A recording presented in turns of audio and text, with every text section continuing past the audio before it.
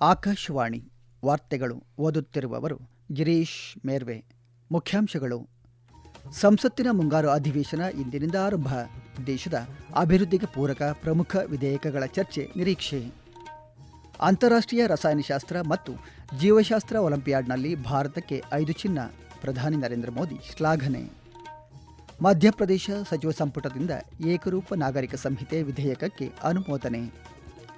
FIFA ವಿಶ್ವಕಪ್ football, Argentina ಮಣಿಸಿ ವಿಶ್ವ champion ಪಟ್ಟ ಮುಡಿಗೇರಿಸಿಕೊಂಡ ಸ್ಪೇನ್. ಹಾಗೂ ಅಂತಾರಾಷ್ಟ್ರೀಯ ಏಕದಿನ ಕ್ರಿಕೆಟ್ ಕೊನೆಯ ಪಂದ್ಯದಲ್ಲಿ ಭಾರತವನ್ನು ಮಣಿಸಿ ಸರಣಿ ಕೈವಶ ಮಾಡಿಕೊಂಡ ಇಂಗ್ಲೆಂಡ್. ವಾರ್ತೆಗಳ ವಿವರ. ಬಹುನಿರೀಕ್ಷಿತ ಸಂಸತ್ತಿನ ಮುಂಗಾರು ಅಧಿವೇಶನ ಇಂದಿನಿಂದ ಆರಂಭಗೊಳ್ಳಲಿದ್ದು ಆಗಸ್ಟ್ 13ರವರೆಗೆ ನಡೆಯಲಿದೆ. ಒಟ್ಟು 25 ದಿನಗಳ ಕಾಲ ನಡೆಯಲಿರುವ ಈ ಬಾರಿಯ ಅಧಿವೇಶನದಲ್ಲಿ ಉಭಯ ಸದನಗಳಲ್ಲಿ ಒಟ್ಟು 19 ಕಲಾಪಗಳು ಜರುಗಲಿವೆ. ಈ ಅವಧಿಯಲ್ಲಿ ದೇಶದ ಅಭಿವೃದ್ಧಿ ಹಾಗೂ ಆಡಳಿತಾತ್ಮಕ ಸುಧಾರಣೆಗೆ ಪೂರಕವಾದ ಹಲವು ಪ್ರಮುಖ ವಿಧೇಯಕಗಳು ಚರ್ಚೆಗೆ ಬರಲಿದ್ದು ಅವುಗಳ ಅಂಗೀಕಾರಕ್ಕೆ ಸರ್ಕಾರ ಕ್ರಮ ಕೈಗೊಳ್ಳಲಿದೆ. ಮುಂಗಾರು ಅಧಿವೇಶನದ ಮೊದಲ ದಿನವಾದ ಇಂದು ಲೋಕಸಭೆಯಲ್ಲಿ ಸುಪ್ರೀಂ ಕೋರ್ಟ್ ನ್ಯಾಯಾಧೀಶರ ಸಂಖ್ಯೆ ತಿದ್ದುಪಡಿ ವಿಧೇಯಕ 2026 ಮತ್ತು ರಾಜ್ಯಸಭೆಯಲ್ಲಿ ರಾಷ್ಟ್ರೀಯ ಗೌರವಕ್ಕೆ ಅಪಮಾನ ತಡೆ ತಿದ್ದುಪಡಿ ವಿಧೇಯಕ 2026 ಕುರಿತು ವಿಸ್ತೃತ ಚರ್ಚೆಗಳು ನಡೆಯಲಿವೆ. ಈ ವಿಧೇಯಕಗಳ ಹೊರತುಪಡಿಸಿ ಜನನ ಮತ್ತು ಮರಣಗಳ ನೋಂದಣಿ ತಿದ್ದುಪಡಿ ವಿಧೇಯಕ, ಆದಾಯ ತೆರಿಗೆ ತಿದ್ದುಪಡಿ ವಿಧೇಯಕ ಹಾಗೂ ಅತಿ ಸಣ್ಣ ಮತ್ತು ಮಧ್ಯಮ ಉದ್ಯಮಗಳ ಅಭಿವೃದ್ಧಿ ತಿದ್ದುಪಡಿ ವಿಧೇಯಕ 2026 ಸೇರಿದಂತೆ ಹಲವು ಪ್ರಮುಖ ವಿಷಯಗಳ ಈ ಅಧಿವೇಶನದ ಕಾರ್ಯಸೂಚಿಯಲ್ಲಿವೆ. ಅಧಿವೇಶನದ ಹಿನ್ನೆಲೆಯಲ್ಲಿ ನಿನ್ನೆ ಸಂಸತ್ ಭವನದಲ್ಲಿ ಸರ್ಕಾರದ ವತಿಯಿಂದ ಸರ್ವಪಕ್ಷ ಸಭೆ ಆಯೋಜಿಸಲಾಗಿತ್ತು. ರಕ್ಷಣಾ ಸಚಿವ ರಾಜನಾಥ್ ಸಿಂಗ್ ಅವರ ಅಧ್ಯಕ್ಷತೆಯಲ್ಲಿ ನಡೆದ ಈ ಉನ್ನತ ಮಟ್ಟದ ಸಭೆಯಲ್ಲಿ ಸುಮಾರು 40ಕ್ಕೂ ಹೆಚ್ಚು ರಾಜಕೀಯ ಪಕ್ಷಗಳ 50ಕ್ಕೂ ಅಧಿಕ ಹಿರಿಯ ಮುಖಂಡರು ಪಾಲ್ಗೊಂಡು ಮುಂಬರುವ ಕಲಾಪಗಳ ಸುಗಮ ನಿರ್ವಹಣೆಗೆ ಸಂಬಂಧಿಸಿದಂತೆ ಸಮಾಲೋಚನೆ ನಡೆಸಿದರು. ಸರ್ವಪಕ್ಷ ಸಭೆಯ ನಂತರ ಮಾಧ್ಯಮಗಳೊಂದಿಗೆ ಮಾತನಾಡಿದ ಸಂಸದೀಯ ವ್ಯವಹಾರಗಳ ಸಚಿವ ಕಿರಣ್ ರಿಜಿಜು, ಸಂಸತ್ತಿನ ಕಲಾಪಗಳು ಯಾವುದೇ ಅಡೆತಡೆಯಿಲ್ಲದೆ ಸುಗಮವಾಗಿ ನಡೆಯಲು ಮತ್ತು ದೇಶದ ಪ್ರಮುಖ ವಿಷಯಗಳ ಕುರಿತು ರಚನಾತ್ಮಕ ಚರ್ಚೆಗಳಲ್ಲಿ ತೊಡಗಿಸಿಕೊಳ್ಳಲು ಎಲ್ಲ ರಾಜಕೀಯ ಪಕ್ಷಗಳು ಸಕಾರಾತ್ಮಕವಾಗಿ ಸಹಕರಿಸಬೇಕೆಂದು ಮನವಿ ಮಾಡಿದರು. ಮತ್ತೊಂದೆಡೆ ಲೋಕಸಭೆ ಸಭಾಧ್ಯಕ್ಷ ಓಂ ಬಿರ್ಲಾ ಅವರ ನೇತೃತ್ವದಲ್ಲಿ ಲೋಕಸಭೆಯ ಕಾರ್ಯಕಲಾಪಗಳ ಸಲಹಾ ಸಮಿತಿಯ ಸಭೆಯು ಯಶಸ್ವಿಯಾಗಿ ಜರುಗಿತು. ಈ ಸಭೆಯಲ್ಲಿ ಆಡಳಿತ ಹಾಗೂ ವಿರೋಧ ಪಕ್ಷಗಳ ಸದಸ್ಯರು ಅಧಿವೇಶನದಲ್ಲಿ ಕೈಗೆತ್ತಿಕೊಳ್ಳಬೇಕಾದ ಶಾಸನಾತ್ಮಕ ಮತ್ತು ಇತರ ಪ್ರಮುಖ ವ್ಯವಹಾರಗಳ ಕುರಿತು ತಮ್ಮ ಅನಿಸಿಕೆಗಳನ್ನು ವಿನಿಮಯ ಮಾಡಿಕೊಂಡರು. ಸಂಸತ್ತಿನ ಅತ್ಯುನ್ನತ ಸಂಪ್ರದಾಯಗಳನ್ನು ಎತ್ತಿ ಹಿಡಿಯುವ ಜೊತೆಗೆ ಅರ್ಥಪೂರ್ಣ ಭಾಗವಹಿಸುವಿಕೆ ಮತ್ತು ಸೌಹಾರ್ದಯುತ ಸಮಾಲೋಚನೆಗಳ ಮೂಲಕ ಸಾರ್ವಜನಿಕ ಹಿತಾಸಕ್ತಿಯನ್ನು ಕಾಯುವಂತೆ ಸಭಾಧ್ಯಕ್ಷ ಓಂ ಬಿರ್ಲಾ ಎಲ್ಲ ಸದಸ್ಯರಿಗೆ ಈ ಸಂದರ್ಭದಲ್ಲಿ ಕರೆ ನೀಡಿದರು. ಸಂಸತ್ತಿನ ಮುಂಗಾರು ಅಧಿವೇಶನ ಇಂದಿನಿಂದ ಆರಂಭವಾಗುತ್ತಿರುವ ಹಿನ್ನೆಲೆಯಲ್ಲಿ ನವದೆಹಲಿ ಜಿಲ್ಲಾ ವ್ಯಾಪ್ತಿಯಲ್ಲಿ ಯಾವುದೇ ರೀತಿಯ ಪ್ರತಿಭಟನೆಗಳನ್ನು ನಡೆಸಲು ಅನುಮತಿ ಕೋರಿಲ್ಲ ಹಾಗೂ ಇಂತಹ ಯಾವುದೇ ಚಟುವಟಿಕೆಗಳಿಗೆ ಅನುಮತಿ ನೀಡಿಲ್ಲ ಎಂದು ದೆಹಲಿ ಪೊಲೀಸರು ಸ್ಪಷ್ಟಪಡಿಸಿದ್ದಾರೆ. ಈ ಕುರಿತು ಸಾಮಾಜಿಕ ಜಾಲತಾಣದಲ್ಲಿ ಮಾಹಿತಿ ನೀಡಿರುವ ಪೊಲೀಸ್ ಇಲಾಖೆಯು ಪ್ರಸ್ತುತ ಈ ಪ್ರದೇಶದಲ್ಲಿ ಭಾರತೀಯ ನಾಗರಿಕ ಸುರಕ್ಷಾ ಸಂಹಿತೆ 2023ರ ಸೆಕ್ಷನ್ 163 ಜಾರಿಯಲ್ಲಿದೆ ಎಂದು ತಿಳಿಸಿದೆ. ಈ ಕಾಯ್ದೆಯನ್ವಯ ಜಂತರ್ ಮಂತರ್ ಪ್ರದೇಶವನ್ನು ಹೊರತುಪಡಿಸಿ ನವದೆಹಲಿಯ ಇತರ ಯಾವುದೇ ಭಾಗಗಳಲ್ಲಿ ಪ್ರತಿಭಟನಾ ಮೆರವಣಿಗೆ, ಪ್ರದರ್ಶನಗಳು ಹಾಗೂ 5 ಅಥವಾ ಅದಕ್ಕಿಂತ ಹೆಚ್ಚಿನ ಜನರು ಒಟ್ಟಾಗಿ ಸೇರುವುದನ್ನು ಕಡ್ಡಾಯವಾಗಿ ನಿಷೇಧಿಸಲಾಗಿದೆ. ಸಾರ್ವಜನಿಕ ಶಾಂತಿ, ಕಾನೂನು ಸುವ್ಯವಸ್ಥೆ ಮತ್ತು ಭದ್ರತೆಯನ್ನು ಕಾಪಾಡುವ ನಿಟ್ಟಿನಲ್ಲಿ ನಾಗರಿಕರು ಕಾನೂನನ್ನು ಗೌರವಿಸಬೇಕು ಹಾಗೂ ಯಾವುದೇ ಅನಧಿಕೃತ ಸಭೆ ಅಥವಾ ಮೆರವಣಿಗೆಗಳಲ್ಲಿ ಪಾಲ್ಗೊಳ್ಳದೆ ಪೊಲೀಸ್ ಇಲಾಖೆಯೊಂದಿಗೆ ಸಂಪೂರ್ಣವಾಗಿ ಸಹಕರಿಸಬೇಕೆಂದು ದೆಹಲಿ ಪೊಲೀಸರು ಸಾರ್ವಜನಿಕರಲ್ಲಿ ಮನವಿ ಮಾಡಿದ್ದಾರೆ. 58ನೇ ಅಂತಾರಾಷ್ಟ್ರೀಯ ರಸಾಯನಶಾಸ್ತ್ರ ಒಲಿಂಪಿಯಾಡ್ನಲ್ಲಿ 4 ಚಿನ್ನದ ಪದಕಗಳನ್ನು ಮುಡಿಗೇರಿಸಿಕೊಳ್ಳುವ ಮೂಲಕ ಅಭೂತಪೂರ್ವ ಸಾಧನೆ ಮಾಡಿರುವ ಭಾರತೀಯ ತಂಡಕ್ಕೆ ಪ್ರಧಾನಿ ನರೇಂದ್ರ ಮೋದಿ ಅಭಿನಂದನೆಗಳನ್ನು ಸಲ್ಲಿಸಿದ್ದಾರೆ.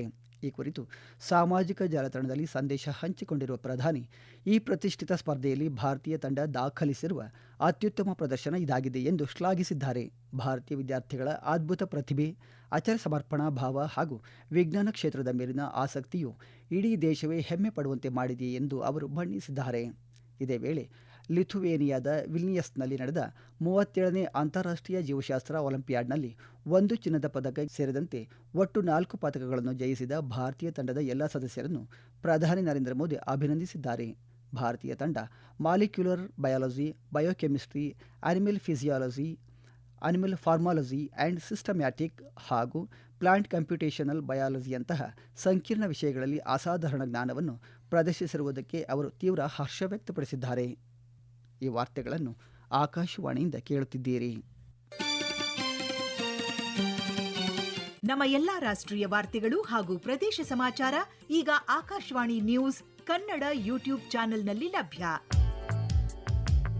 ನಮ್ಮ ಎಕ್ಸ್ ಖಾತೆ ಮತ್ತು ಇನ್ಸ್ಟಾಗ್ರಾಂ ಖಾತೆ ಆಕಾಶವಾಣಿ ನ್ಯೂಸ್ ಕನ್ನಡ.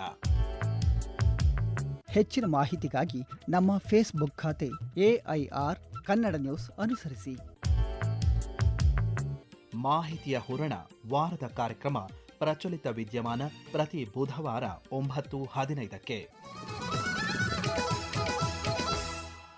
ಮಧ್ಯಪ್ರದೇಶದ ಜಗದೀಶ್ಪುರದಲ್ಲಿ ನಡೆದ ವಿಶೇಷ ಸಭೆಯಲ್ಲಿ ಮಧ್ಯಪ್ರದೇಶ ರಾಜ್ಯ ಸಚಿವ ಸಂಪುಟ ಏಕರೂಪ ನಾಗರಿಕ ಸಂಹಿತೆ UCC ವಿಧೇಯಕಕ್ಕೆ ಅನುಮೋದನೆ ನೀಡಿದ್ದು, ಇಂದಿನಿಂದ ಆರಂಭವಾಗಲಿರುವ ಶಾಸನಸಭೆಯ ಮುಂಗಾರು ಅಧಿವೇಶನದಲ್ಲಿ ಇದನ್ನು ಮಂಡಿಸಲಾಗುವುದು. ಸುದ್ದಿಗೋಷ್ಠಿಯಲ್ಲಿ ಈ ವಿಷಯ ತಿಳಿಸಿದ ಮುಖ್ಯಮಂತ್ರಿ ಡಾಕ್ಟರ್ ಮೋಹನ್ ಯಾದವ್, ಈ ಕಾನೂನು ನಾಗರಿಕರ ಮೂಲಭೂತ ಹಕ್ಕುಗಳನ್ನು ಉಲ್ಲಂಘಿಸದೆ ಎಲ್ಲ ಸಮುದಾಯಗಳಿಗೆ ಸಮಾನ ಹಕ್ಕುಗಳನ್ನು ಒದಗಿಸಲಿದೆ ಎಂದರು. ನಿವೃತ್ತ ನ್ಯಾಯಮೂರ್ತಿ ರಂಜನ್ ಪ್ರಕಾಶ್ ದೇಸಾಯಿ ಸಮಿತಿ ನೇತೃತ್ವದಲ್ಲಿ ರಾಜ್ಯಾದ್ಯಂತ ವ್ಯಾಪಕ ಸಮಾಲೋಚನೆ ನಡೆಸಿದ ಬಳಿಕ ಈ ವಿಧೇಯಕ ರೂಪಿಸಲಾಗಿದ್ದು, ಮುಸ್ಲಿಂ ಮಹಿಳೆಯರಿಂದಲೂ ಇದಕ್ಕೆ ಭಾರೀ ಬೆಂಬಲ ವ್ಯಕ್ತವಾಗಿದೆ ಎಂದು ಅವರು ತಿಳಿಸಿದರು. ಈ ಕಾಯ್ದೆಯ ಅಡಿಯಲ್ಲಿ ರಾಜ್ಯದಲ್ಲಿ ಬಹುಪತ್ನಿತ್ವ ನಿಷೇಧ ಹಾಗೂ ವಿಚ್ಛೇದನಕ್ಕೆ ಕಾನೂನು ಪ್ರಕ್ರಿಯೆ ಕಡ್ಡಾಯವಾಗಲಿದೆ. ಮಹಿಳೆ ಮತ್ತು ಪುರುಷರಿಗೆ ಆಸ್ತಿಯಲ್ಲಿ ಸಮಾನ ಉತ್ತರಾಧಿಕಾರ ಹಕ್ಕು ಸಿಗಲಿದ್ದು, ಲಿವ್ ಇನ್ ಸಂಬಂಧಗಳ ಹಾಗೂ ವಿವಾಹಗಳ ನೋಂದಣಿಯನ್ನು ತಳಮಟ್ಟದವರೆಗೆ ಕಡ್ಡಾಯಗೊಳಿಸಲಾಗಿದೆ. ಆದರೆ ಆದಿವಾಸಿ ಬುಡಕಟ್ಟು ಸಮುದಾಯಗಳನ್ನು ಈ ಕಾಯ್ದೆಯ ವ್ಯಾಪ್ತಿಯಿಂದ ಹೊರಗಿಡಲಾಗಿದೆ.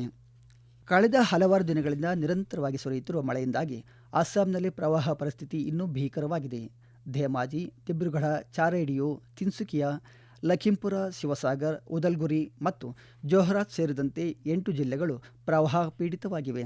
57,199 ಜನರ ಮೇಲೆ ಈ ಪ್ರವಾಹ ಪರಿಣಾಮ ಬೀರಿದ್ದು, ಪೀಡಿತ ಜಿಲ್ಲೆಗಳಲ್ಲಿ ಒಟ್ಟು 3,874 ಹೆಕ್ಟೇರ್ ಬೆಳೆ ಪ್ರದೇಶವು ಜಲಾವೃತಗೊಂಡಿದೆ. ರಾಜ್ಯ ಸರ್ಕಾರವು 14 ಪರಿಹಾರ ಶಿಬಿರಗಳನ್ನು ಸ್ಥಾಪಿಸಿದೆ. ಮುಖ್ಯಮಂತ್ರಿ ಡಾಕ್ಟರ್ ಹೇಮಂತ್ ಬಿಸ್ವಾ ಶರ್ಮಾ, ಜನರ ಸುರಕ್ಷತೆ ಮತ್ತು ಯೋಗಕ್ಷೇಮ ರಾಜ್ಯ ಸರ್ಕಾರದ ಪ್ರಥಮ ಆದ್ಯತೆಯಾಗಿದೆ ಎಂದು ಹೇಳಿದ್ದಾರೆ. ನ್ಯೂಯಾರ್ಕ್ನಲ್ಲಿ ಕಳೆದ ರಾತ್ರಿ ನಡೆದ ಫಿಫಾ ವಿಶ್ವಕಪ್ ಫುಟ್ಬಾಲ್ ಪಂದ್ಯಾವಳಿಯ ರೋಚಕ ಫೈನಲ್ ಪಂದ್ಯದಲ್ಲಿ ಸ್ಪೇನ್ ತಂಡ ಅರ್ಜೆಂಟೀನಾ ತಂಡವನ್ನು 1-0 ಗೋಲುಗಳ ಅಂತರದಲ್ಲಿ ಮಣಿಸಿ ಚಾಂಪಿಯನ್ ಪಟ್ಟ ಅಲಂಕರಿಸಿದೆ. ಸ್ಪೇನ್ ತಂಡದ ಬಲದಿ ಆಟಗಾರ ಫೆರಾನಾ ಟೊರೆಸ್ ಪಂದ್ಯದ 106ನೇ ನಿಮಿಷದಲ್ಲಿ ಗಳಿಸಿದ ಏಕೈಕ ಗೋಲು ತಂಡದ ಐತಿಹಾಸಿಕ ಗೆಲುವಿಗೆ ಕಾರಣವಾಯಿತು.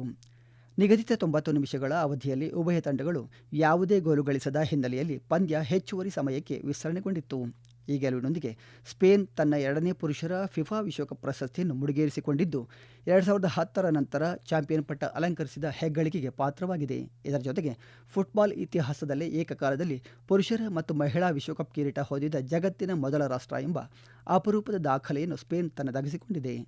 ಅರ್ಜೆಂಟೀನಾದ ಸತತ 2ನೇ ಬಾರಿ ವಿಶ್ವಕಪ್ ಗೆಲ್ಲುವ ಕನಸನ್ನು ಈ ಸೋಲು ಭಗ್ನಗೊಳಿಸಿದೆ. ಇದರೊಂದಿಗೆ ಅರ್ಜೆಂಟೀನಾಗೆ 2022ರ ವಿಶ್ವಕಪ್ ಹಾಗೂ 2021 ಮತ್ತು 2024ರ ಕೋಪಾ ಅಮೆರಿಕ ಪ್ರಶಸ್ತಿ ತಂದುಕೊಟ್ಟಿದ್ದ ದಿಗ್ಗಜ ಆಟಗಾರ ಲಿಯೋನೆಲ್ ಮೆಸ್ಸಿ ಅವರ ಸುದೀರ್ಘ ಹಾಗೂ ಸ್ಮರಣೀಯ ಯುಗಕ್ಕೆ ನಿರಾಶೆಯ ಅಂತ್ಯ ಸಿಕ್ಕಂತಾಗಿದೆ. ಲಂಡನ್ನ ಲಾರ್ಡ್ಸ್ ಕ್ರೀಡಾಂಗಣದಲ್ಲಿ ನಿನ್ನೆ ನಡೆದ 3 ಪಂದ್ಯಗಳ ಏಕದಿನ ಕ್ರಿಕೆಟ್ ಸರಣಿಯ 3ನೇ ಹಾಗೂ ಅಂತಿಮ ಪಂದ್ಯದಲ್ಲಿ ಭಾರತದ ವಿರುದ್ಧ 27 ರನ್ಗಳ ಜಯ ದಾಖಲಿಸಿ ಇಂಗ್ಲೆಂಡ್ ಸರಣಿಯನ್ನು ತನ್ನದಾಗಿಸಿಕೊಂಡಿದೆ.